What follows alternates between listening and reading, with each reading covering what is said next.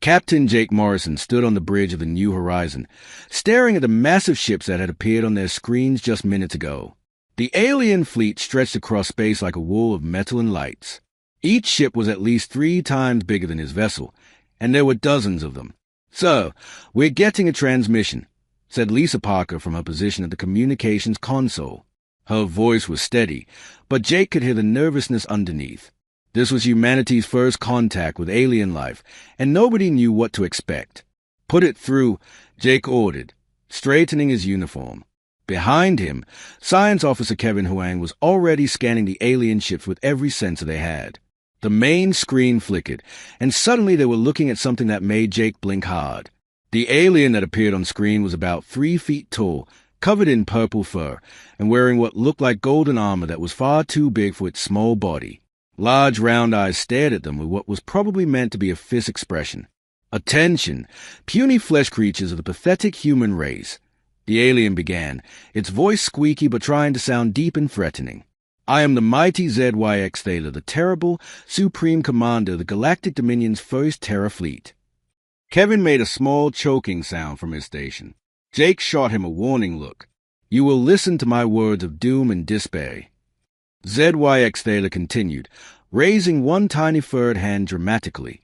"Your species has dared to venture into space controlled by the all-powerful Galactic Dominion. This is a crime that cannot go unpunished." Lisa covered her mouth with her hand, her shoulders shaking slightly.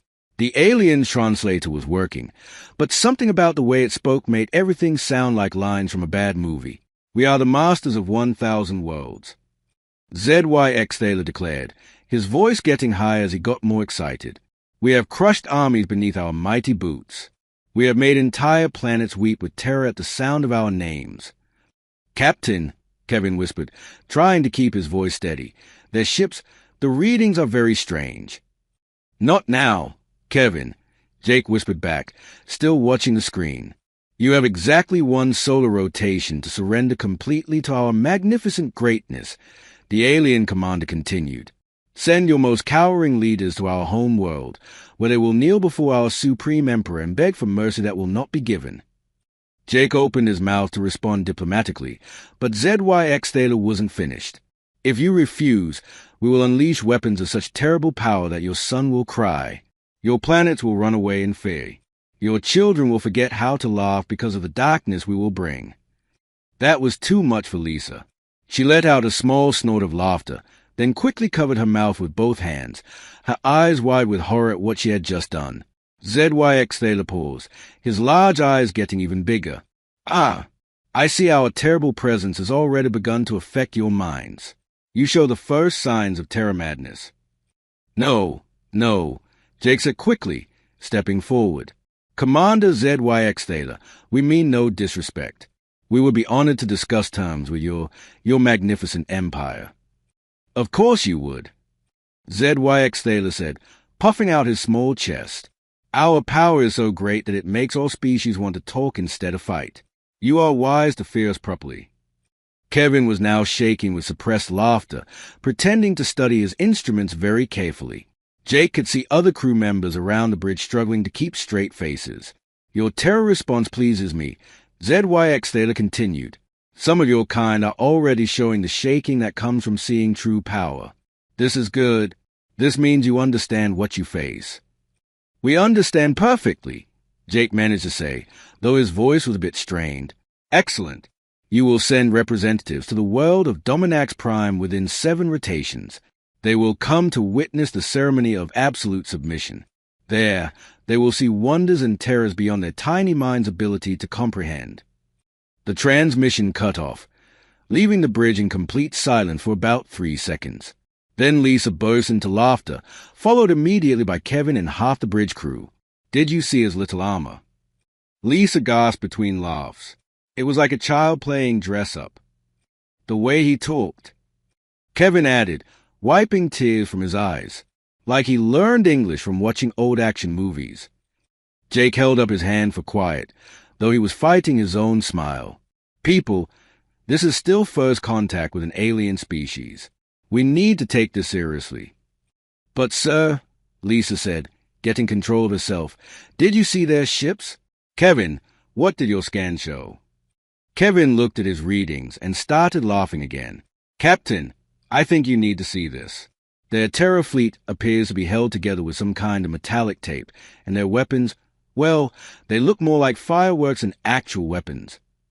Jake stared at the data Kevin was showing him.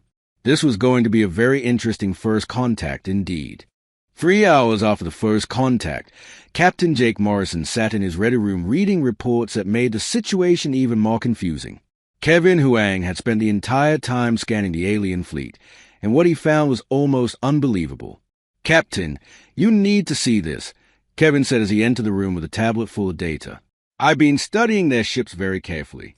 These readings can't be right, but I've checked them 5 times. Jake looked at the information Kevin was showing him. Are you telling me their weapons are fake? Not fake exactly, but they're not designed to hurt anything. Look at this. Kevin pointed to a diagram on his screen. Their main guns seem to be built to make bright lights and loud noises. It's like they took fireworks and made them really, really big. Before Jake could respond, Lisa's voice came over the communication system. Captain, we're getting another transmission from Commander ZY Sci. Jake sighed and walked back to the bridge. The alien commander appeared on screen again, somehow looking even more pleased with himself than before.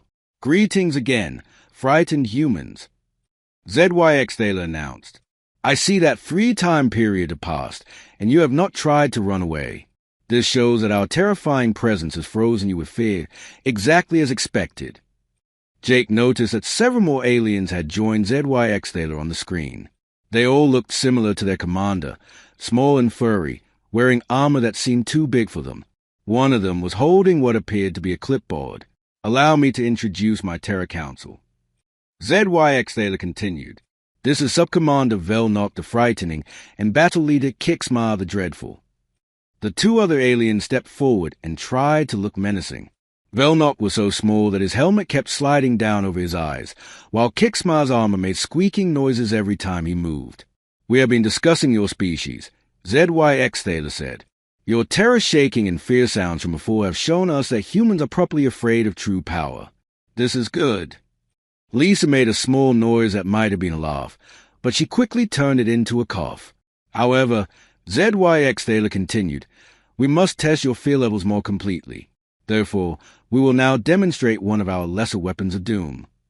On the screen, the aliens moved to what looked like a control panel covered in blinking lights. ZY Sci pressed a large red button with both hands, grunting with effort.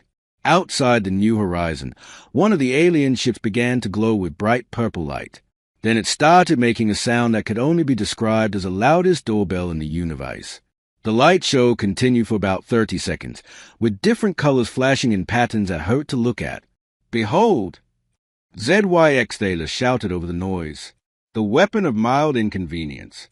This is only a tiny taste of our true power. When the light show ended, Jake realized that absolutely nothing had happened to his ship. Kevin was checking his instruments frantically, but there was no damage, no energy drain, nothing at all. Did you feel the terrible effects? ZY Sci asked eagerly. Are your mind filled with dismay at seeing such mighty forces? Jake looked around his bridge. Half his crew was trying not to laugh, while the other half looked completely confused. It was very impressive, Jake said carefully. Yes, I can see the fear in your voice. ZY Sci said happily. You tried to hide it, but we know the signs of proper terror. Your species is reacting exactly as all species should when faced with a galactic dominion. Behind ZY Sci, Subcommander Velnok was writing something on his clipboard and nodding seriously. Now we will make our final demand, ZY Sci continued. Your world must send its most cowering representatives to our home planet. They will participate in the ceremony of absolute submission, where they will see wonders that will make their minds break with awe. Jake was starting to understand that these aliens really believed they were being intimidating. Somehow, they had completely misunderstood how humans were reacting to them. We will consider sending representatives, Jake said, but we would need to know more about this ceremony. Excellent. Your desire to know more shows that you are already beginning to submit to our greatness. ZY Sci said, The ceremony will take place in our fortress of eternal doom, where our Supreme Emperor Vexnaren the Unspeakable will decide the fate of your entire species. Kevin was now pretending to have a coughing fit to cover his laughter. Lisa was biting her lip so hard that Jake was worried she might hurt herself. Your representatives must be your most important leaders, ZYX Thaler continued. They must come ready to beg for mercy and offer tribute to our magnificence. Do not send anyone who is not properly afraid, or the ceremony will not work correctly. We understand, Jake said. We will send our best diplomats. Good. You have 7 rotations to prepare them for the journey to Dominax Prime. Make sure they practice proper cowering before they arrive. The transmission ended, leaving the bridge quiet except for the sound of people trying very hard not to laugh out loud. So, Lisa said finally, I think we need to warn our command about this situation. Jake nodded. Yes, but how exactly do we explain that we made first contact with aliens who think they are scary but are actually adorable? Ambassador Roy Campbell took a deep breath as their shuttle approached the alien homeworld. Beside him, Cultural Specialist Amy Rodriguez was studying her notes about what they might expect, while Colonel Dan Foster checked his equipment one more time. Earth had decided that this diplomatic mission was too important to mess up, even if the aliens seemed harmless. Remember, Roy said to his team, we need to take this seriously. These beings might seem funny to us, but they control a large part of space.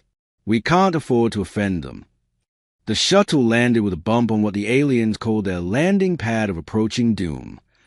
Through the windows, they could see a group of aliens waiting for them.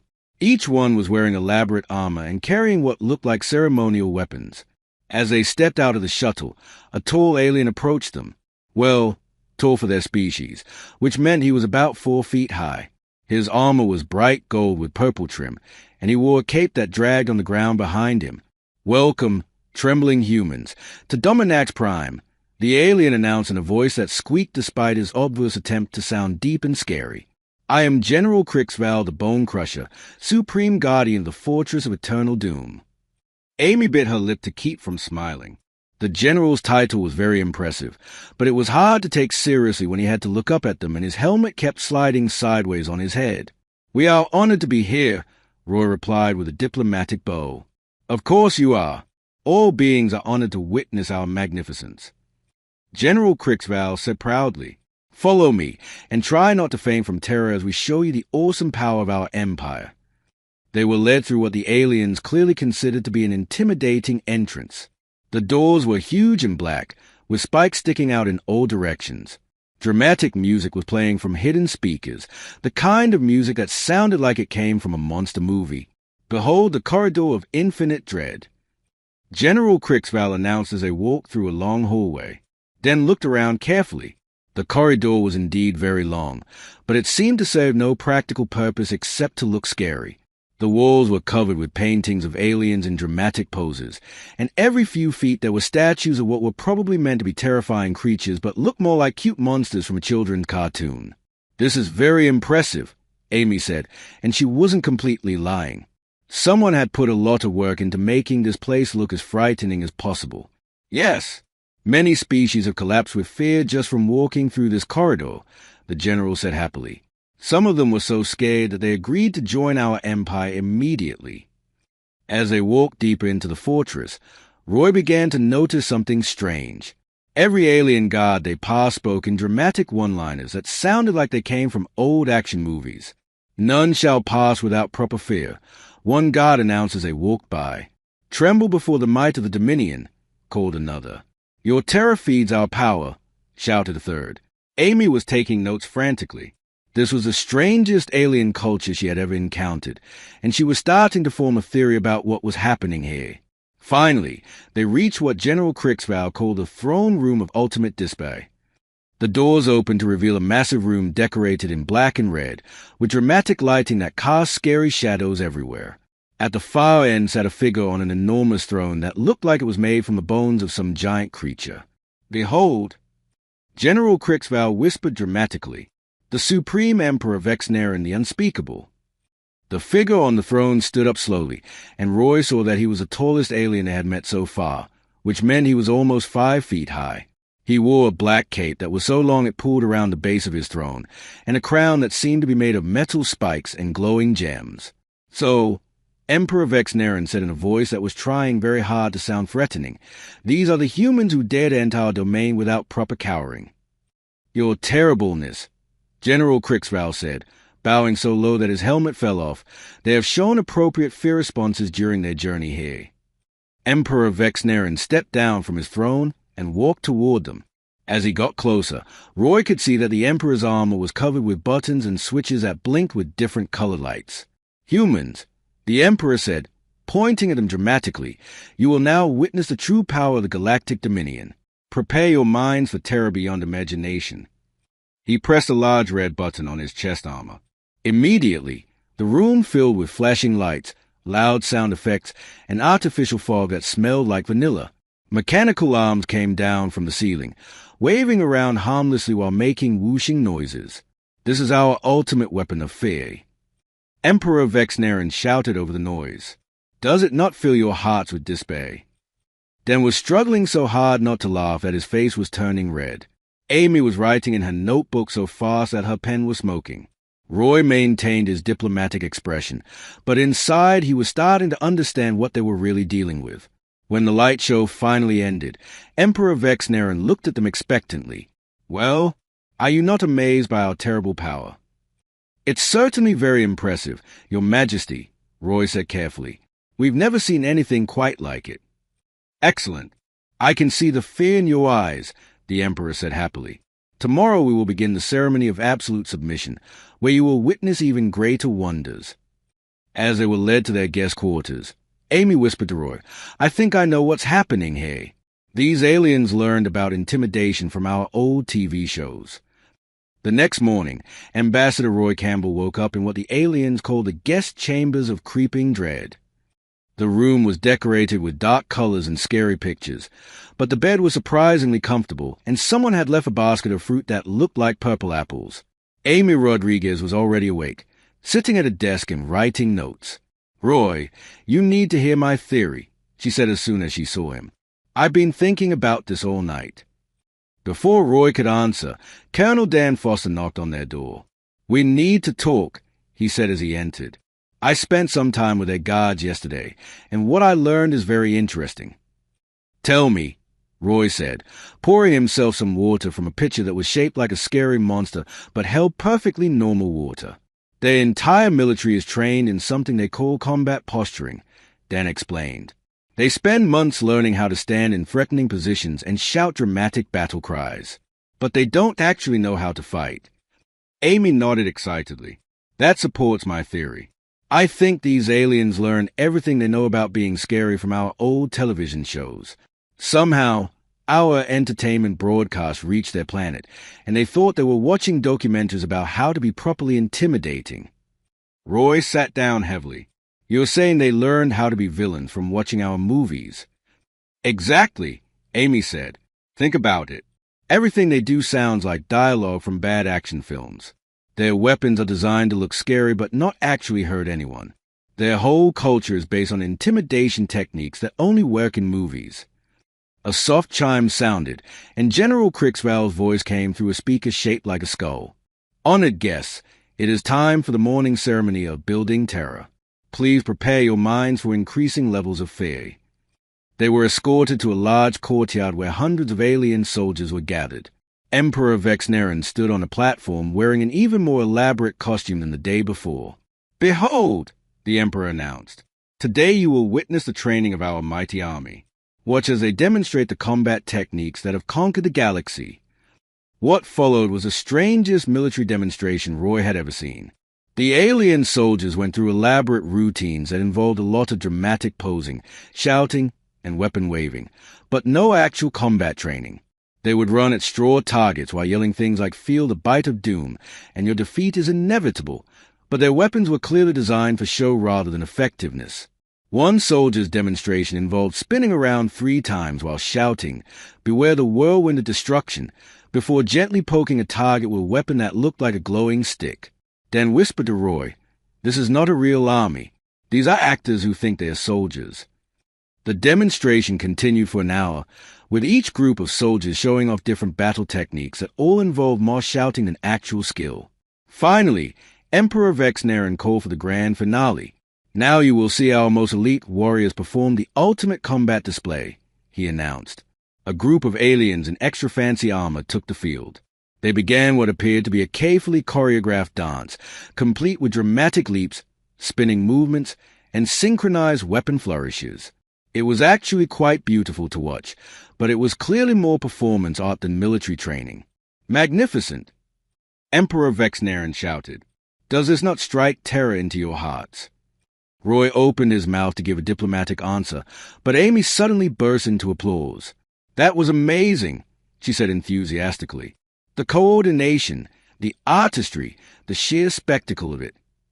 The Emperor beamed with pride. "You see? Even these brave humans cannot hide there when faced with true Dominion power." But Amy's reaction seemed to confuse some of the aliens.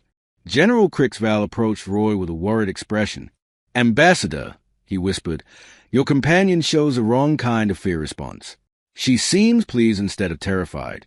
This has never happened before." Roy realized they had reached a critical moment. "General, may I ask you something? When your people first learned about intimidation techniques, where did that knowledge come from?" The general looked uncomfortable. "That is ancient history. Long ago, our ancestors received great wisdom from across the stars. Messages that showed them how proper fear-inducing should be done. Messages from across the stars." Amy asked, her eyes lighting up. "Yes," General Crixval said proudly. "Sacred broadcasts that taught us the ways of true power. We learned from the great teachers like Chuck Norris the Terrible and Arnold the Destroyer." Amy and Roy exchanged glances. Their theory was correct. "General," Roy said carefully, "what if I told you that those broadcasts were not actually instruction manuals?" The general's large eyes got even bigger. "What do you mean?" "Of course they were instructional. They showed us how mighty warriors should behave, how proper villains should speak, how fear should be created in enemies." "But what if they were just stories?" Amy asked gently. "Entertainment, not education." General Crixval looked at them as if they had just suggested that the sky was actually purple. "Impossible! Why would anyone create false images of power? That makes no sense." Emperor Vexnaren had noticed their conversation and approached them. "What are you discussing with my general?" he demanded. Roy took a deep breath. This was the moment that would determine whether first contact would be a success or a disaster. "Your Majesty," he said, "we need to have a very important conversation about those ancient broadcasts your people received." Back on Earth, Admiral Hellenbrook stood in the command center watching the biggest alien fleet humanity had ever seen appear on their screens.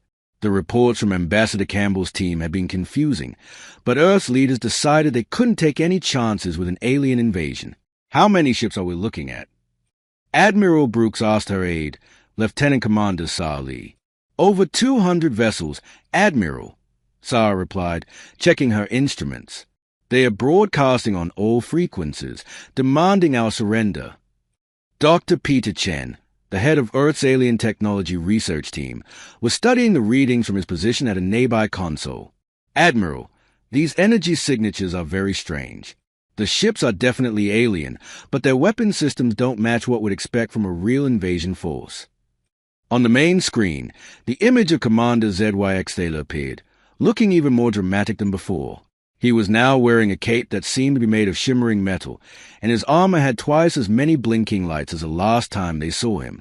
"People of Earth," ZYX Thaler announced in his squeaky voice, "your time of reckoning has arrived.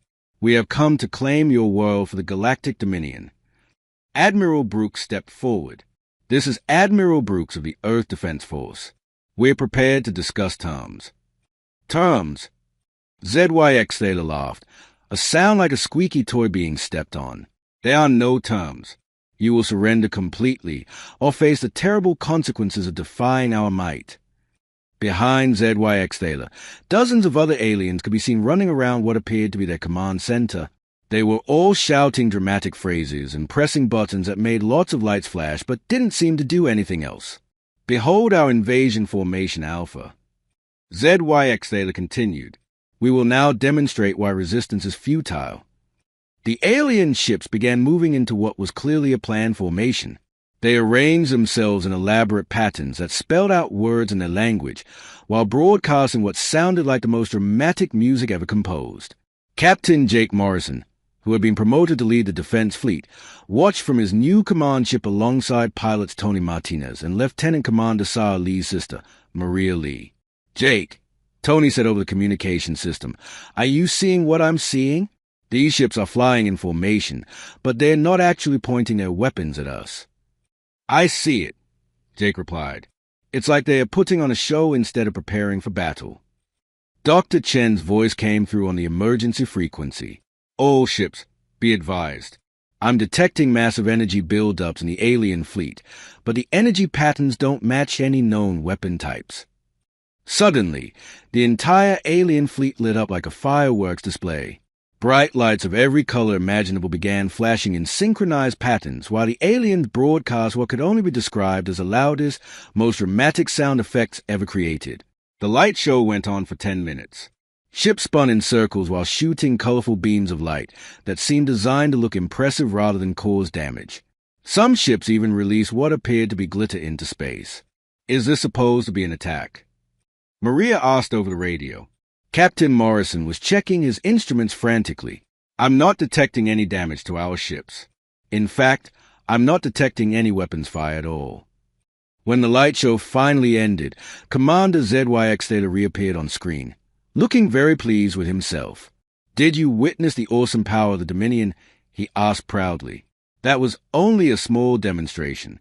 If you do not surrender immediately, we will be forced to use our even more terrible weapons." Admiral Brooks looked at Dr. Chen, who shrugged helplessly. "Admiral, I have no idea what just happened, but it definitely wasn't an attack." "Commander ZYX Theta," Admiral Brooks said, "we need to understand your intentions. Are you planning to harm our people?" "Harm?" ZYX Theta looked confused. "Why would we harm you? Once you properly surrender and show the correct amount of cowering, you will become part of our glorious empire. Then you will help us spread our magnificence to other worlds." "But what if we don't want to surrender?" Admiral Brooks asked. ZYX Theta's expression became very serious. "Then we will have to use the weapon of ultimate persuasion."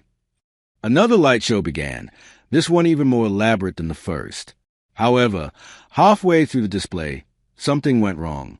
One of the alien ships started spinning out of control, apparently caught in its own light beam. Two other ships collided while trying to perform some kind of synchronized movement. "Uh-oh," ZYX Theta said, his dramatic voice becoming normal for a moment. "Battle Leader Kixma, turn off the spinning lights of doom before someone gets hurt." Captain Morrison watched in amazement as several human rescue ships automatically moved to help the aliens who were having trouble with their own weapons. The alien crew seemed grateful for the help, but also very embarrassed. "Admiral," Jake reported, "3 alien ships have requested emergency assistance. Their own light show seems to have damaged their navigation systems." Dr. Chen was laughing now. "Admiral, I think I understand what's happening here. These aren't weapons at all. They are some kind of elaborate intimidation display, but the aliens built them so fancy that they're actually dangerous to operate." Admiral Brooks rubbed her forehead. "So we're being invaded by aliens who are more likely to hurt themselves than us." "It appears that way, Admiral." On screen, Commander ZYX Theta was trying to regain his composure. "This minor technical difficulty does not change anything. We are still here to accept your surrender." "Commander," Admiral Brooks said, "perhaps we should discuss the situation with your diplomatic team on your home world." "Our diplomatic team?" ZYX Theta looked confused again. "You mean the humans who came to witness our power? They should be cowering in our fortress of eternal doom right now." Admiral Brooks had a sudden terrible thought. "Commander, are our people safe?" "Of course they are safe," ZYX Theta said proudly. "They are our honored guests. We would never harm beings who show proper respect for our magnificence." Admiral Brooks looked around her command center at all the confused faces staring back at her. This was definitely not the alien invasion anyone had been expecting. Back on the alien homeworld, Ambassador Roy Campbell sat across from Emperor Vexnaren in what the aliens called a chamber of serious discussions. Amy Rodriguez had her notebook ready, while Colonel Dan Foster was trying to look diplomatic despite everything they had learned.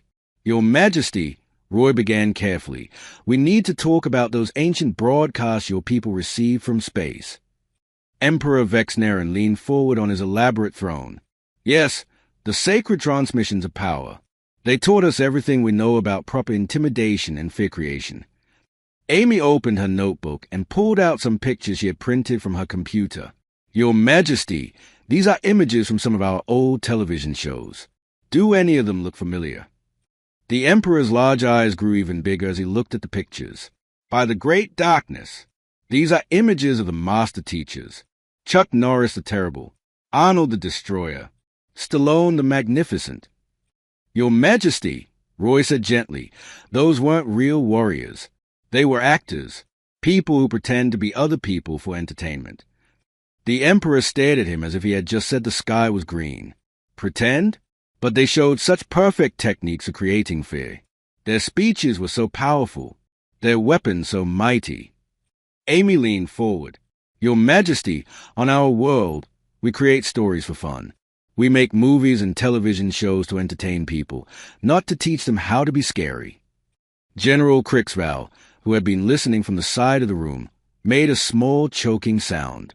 But if they were not real, then how did they know the proper ways of intimidation? "They didn't," Dan said.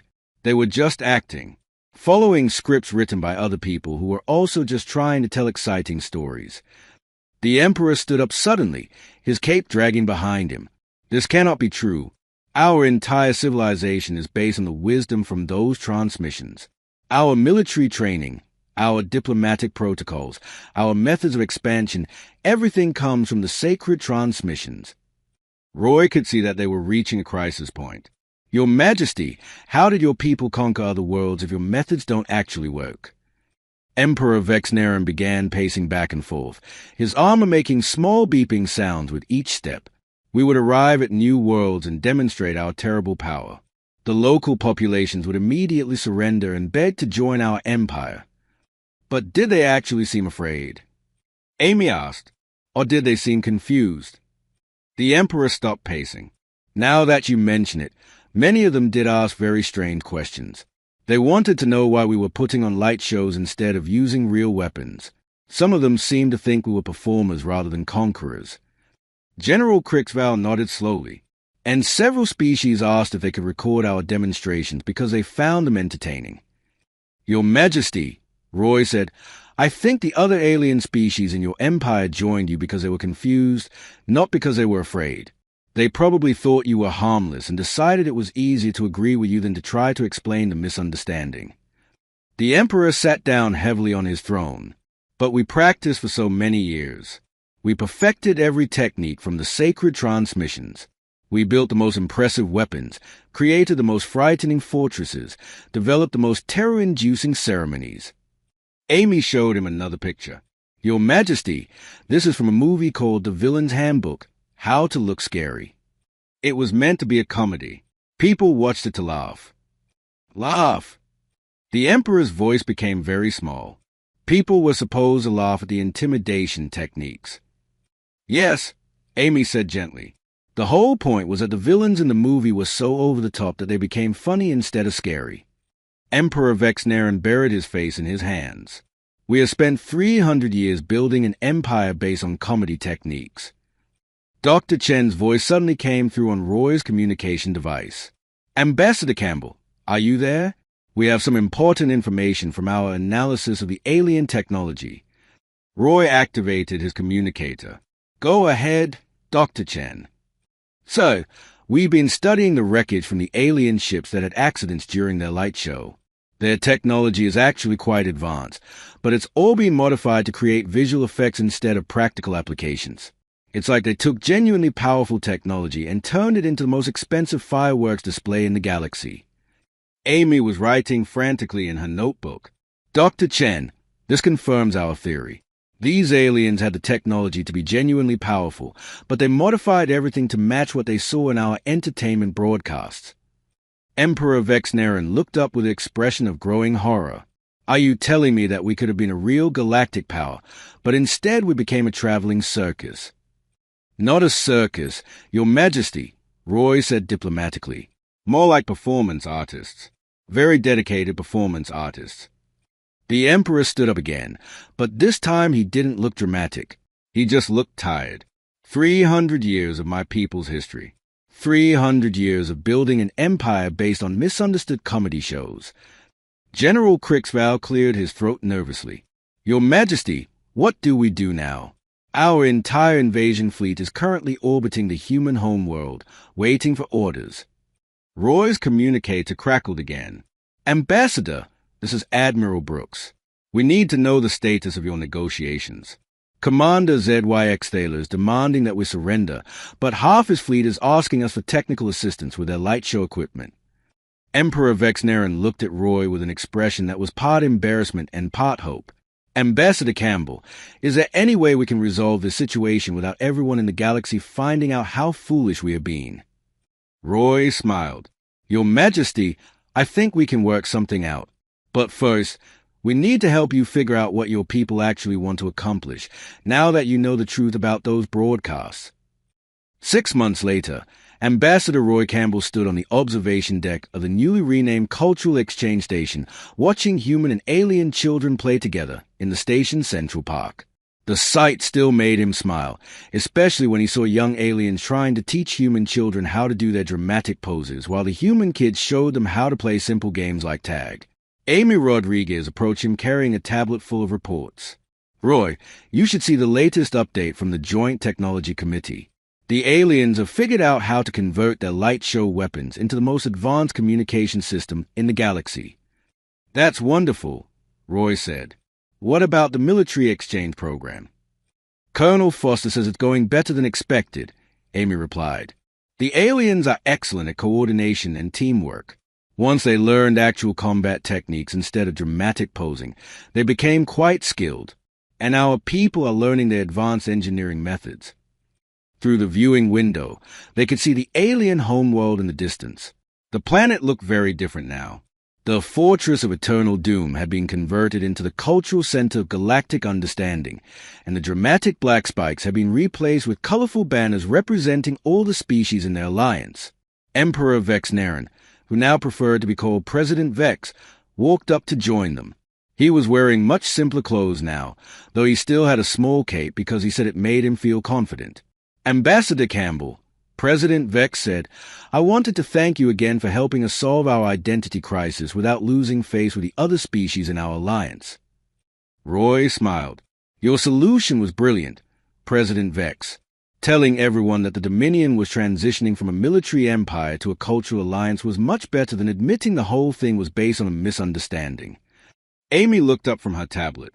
The other species seemed to be relieved. Actually, several of them have admitted that they never understood why you insisted on all those dramatic ceremonies, but they went along with it because they thought it was some kind of religious requirement. The Zephyrians said they actually enjoyed the light shows, President Vex added. They want us to keep doing them, but now as entertainment rather than intimidation. Captain Jake Morrison's voice came over the communication system. Ambassador Campbell, we're receiving a transmission from the exploration ship New Discovery. They've made contact with another species that claims to be masters of the universe. Roy, Amy, and President Vex all looked at each other with expressions of concern and amusement. Please tell me they are not basing their culture on our old cartoon shows, Amy said. I'll prepare a cultural analysis team, Roy said with a sigh. This might become a regular problem as we explore more of the galaxy. President Vex chuckled, a sound that was much more pleasant than his old evil laugh. At least now we know how to handle these situations. The first step is always to ask them where they learned their intimidation techniques. Dr. Peter Chen joined them, carrying a device that looked like a combination of human and alien technology. The joint research project is ready for its first test, he announced. We've successfully combined our computer systems with their advanced materials to create something that neither species could have built alone. What does it do? Roy asked. It's a universal translator that doesn't just convert words, but also explain cultural context, Dr. Chen said proudly. It should prevent future misunderstandings like the one we had with the Dominion. Amy was excited. That could revolutionize galactic diplomacy. No more species thinking that entertainment broadcasts are instruction manuals. President Vex nodded. We've already shared the story of our misunderstanding with several other species. It turns out that cultural confusion is much more common than anyone realized. The Klaxons thought that our cooking shows were military training videos, and the Vortons have been trying to learn human social customs from our soap operas. At least soap operas are closer to real human behavior than action movies, Roy said, though I shudder to think what they learned from them. A chime sounded, and General Crixval's voice came through the speakers. He was now the Director of Cultural Education, and much happier in his new role. President Vex, the first class of the Galactic Diplomatic Academy, is ready to graduate.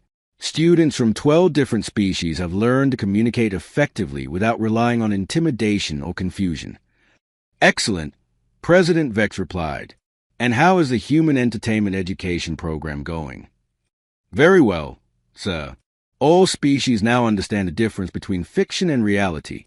Though I must say, several species have requested that we keep showing the action movies because they find them genuinely entertaining. Roy laughed. I suppose there's nothing wrong with enjoying a good action movie, as long as you know it's not a documentary. Amy closed her tablet and looked out at the peaceful scene in the park. You know, Roy, I think we accidentally discovered something important here. Most conflict between species might be based on misunderstandings rather than real differences. The Cultural Exchange Station is proof of that, Roy agreed. When species actually understand each other, they get along remarkably well. President Vex adjusted his small cape and smiled. My people spent 300 years trying to be something we thought we should be, instead of figuring out what we actually wanted to be. Now that we know we're good at organization, engineering, and creating beautiful displays, we're much happier. A group of young aliens ran past a viewing window, followed by human children who were all wearing tiny capes and practicing dramatic poses. The sight made all three adults smile. The next generation won't have these problems, Amy observed. They are growing up understanding each other from the beginning. Roy nodded. And who knows? Maybe they'll be the ones to figure out how to prevent the next species we meet from thinking our cooking shows are warfare manuals. President Vex laughed. In the meantime, I should probably go prepare for the ceremony where we officially welcome the Klaxons into our alliance. They are very excited about it, though they still insist on bringing their own dramatic music. As President Vex walked away, his small cape fluttering behind him, Roy and Amy continued to watch the children play. The sight of different species learning from each other and having fun together was perhaps the best outcome anyone could have hoped for from humanity's first contact with the galaxy. Amy, Roy said, make a note for the next diplomatic mission. Step 1, ask them about their entertainment preferences before we accidentally teach them to be supervillains.